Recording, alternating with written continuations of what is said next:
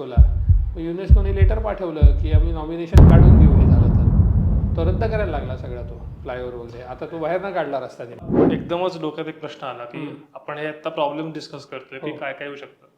तर महाराजांच्या वेळेला पण हे प्रॉब्लेम तर असतीलच. होतं. कारण किल्ल्यावर राहणं तर ते अवघडच आहे. तेव्हाही ते अवघडच होतं. बरोबर आहे.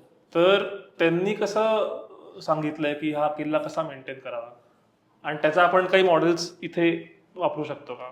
नाही, म्हटलं ना की त्यावेळेला जेव्हा महाराजांच्या काळात किल्ल्यावरती राबता होता, तो राबता महाराजांच्या काळापासून जवळजवळ 1818 पर्यंत होता. बरोबर. भले मराठे दिल्लीपर्यंत जरी गेले असतील तरी सुद्धा किल्ल्याची व्यवस्था काही त्यांनी संपवली नव्हती. हो. किल्ल्याची व्यवस्था ठेवलेलीच होती त्यांनी.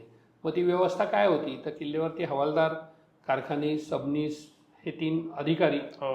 आणि त्यांच्या हाताखाली काम करणारे इतर अधिकारी.